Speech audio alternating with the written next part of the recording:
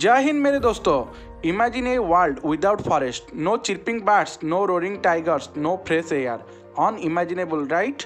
But sadly, deforestation, poaching, and pollution are pushing our forest and wildlife towards extinction. Welcome to this video where we will explore the chapter Forest and Wildlife Resources from class 10 Geography in an interesting and fun way.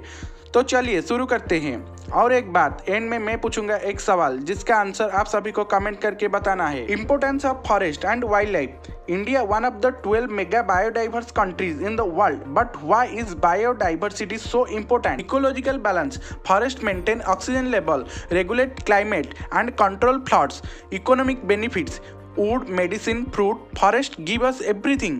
Cultural value. India में कई जंगलों को sacred माना जाता है. Livelihood support. Millions of tribal community depend on forest for their daily needs. लेकिन हमारी नादानी से ये सब खतरे में है. डिफॉरेस्टेशन, पोचिंग और पॉल्यूशन से जंगल और वाइल्ड लाइफ दोनों खतरे में है. इंडिया की क्लाइमेट डाइवर्सिटी के कारण यहाँ अलग अलग तरह के फॉरेस्ट मिलते हैं. Tropical evergreen forest, dense green forest found in western Ghat, Andaman और निकोबार और नॉर्थ ईस्ट इंडिया. यहाँ पर मेहोगनी, इबोनी, रोजवुड जैसे पेड़ ग्रो होते हैं. ट्रॉपिकल डेसिडस फॉरेस्ट सबसे ज्यादा पाए जाने वाले फॉरेस्ट फाउंड इन मध्य प्रदेश, उत्तर प्रदेश, ओडिशा. यहाँ पर साल, टीक, नीम जैसे पेड़ ग्रो होते हैं. थ्रोन फॉरेस्ट ड्राई डेजर्ट में पाए जाने वाले पेड़ पौधे found in Rajasthan and Gujarat. यहाँ पर अकाशिया, बबुल, कैक्टी जैसे पेड़ ग्रो होते हैं. माउंटेन फॉरेस्ट पहाड़ों में ठंडी जगह पर जैसे हिमालय पर देखी जाती है. यहाँ पर पाइन, फीर, देवदारू जैसे पेड़ ग्रो होते हैं. मैनग्रोव फॉरेस्ट कोस्टल एरिया में पाए जाते हैं जैसे Sundarban, West Bengal. Mangrove forest न सिर्फ साइक्लोन को रोकते हैं बल्कि रेयर स्पीसीज का घर भी होते हैं. Forest further divided in India. Reserve forest यह सबसे ज़्यादा प्रोटेक्टेड फॉरेस्ट है. यहाँ पर कटिंग ऑफ ट्रीज, हंटिंग और ग्रेजिंग पर सख्त रेस्ट्रिक्शन होता है. प्रोटेक्टेड फॉरेस्ट, इन फॉरेस्ट में भी प्रोटेक्शन होता है लेकिन यहाँ पर लिमिटेड ह्यूमन एक्टिविटी जैसे ग्रेजिंग और फायरवुड कलेक्शन अलाउड होती है पर गवर्नमेंट की परमिशन से. अनक्लास्ड फॉरेस्ट ये वो फॉरेस्ट होते हैं जो किसी स्पेसिफिक कैटेगरी में नहीं आते. इन्हें कभी कभी लोकल कम्युनिटी या प्राइवेट ओनर्स मैनेज करते हैं. Threats to forest and wildlife. Nature हमें सब कुछ देती है लेकिन हमें उसे क्या वापस देते हैं? डिफॉरेस्टेशन, हंटिंग और पॉल्यूशन से हमारी बायोडाइवर्सिटी खतरे में है.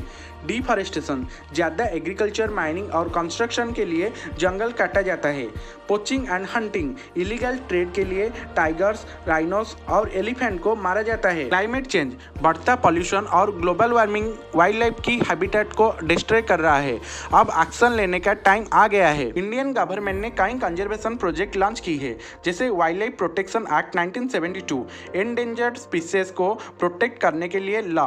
प्रोजेक्ट टाइगर 1973, इंडिया में टाइगर पॉपुलेशन बचाने के लिए. प्रोजेक्ट एलिफेंट 1992, एलिफेंट्स को कंजर्व करने के लिए. बायोस्फीयर रिजर्वर्स, नेशनल पार्क्स और वाइल्ड लाइफ सेंचुरीज. इंडिया में 100+ नेशनल पार्क्स और 500+ वाइल्ड लाइफ सेंचुरीज हैं. कंजर्वेशन सिर्फ गवर्नमेंट का काम नहीं है, आम लोग भी इसमें बड़े रोल निभाते हैं जैसे कि चिपको मूवमेंट 1970, जब उत्तराखंड के विलेजर्स ने पेड़ों को बचाने के लिए उन्हें गले लगाया था. जॉइंट फॉरेस्ट मैनेजमेंट, विलेजर्स को फॉरेस्ट कंजर्वेशन में इन्वॉल्व करने के लिए इनिशिएटिव. अगर लोकल कम्युनिटीज नेचर की रक्षा कर सकते हैं तो हम क्यों नहीं? आप भी इस मिशन में शामिल हो सकते हैं. आप फॉरेस्टेशन, एक पेड़ लगाइए, पर्यावरण बचाइए. से नो टू प्लास्टिक, पॉल्यूशन कम करने में मदद करें.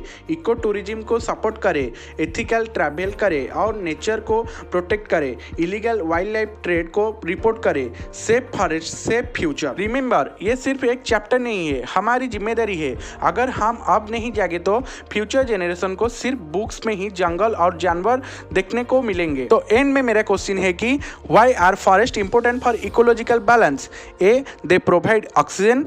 B, they regulate climate. C, they control floods. D, all of the above. सही आंसर कमेंट करके बताइए. अगर आपको ये वीडियो इन्फॉर्मेटिव लगा है तो इसे लाइक करें, शेयर करें और सब्सक्राइब करें फॉर मोर अमेजिंग कंटेंट. मिलते हैं अगले वीडियो में. जय हिंद.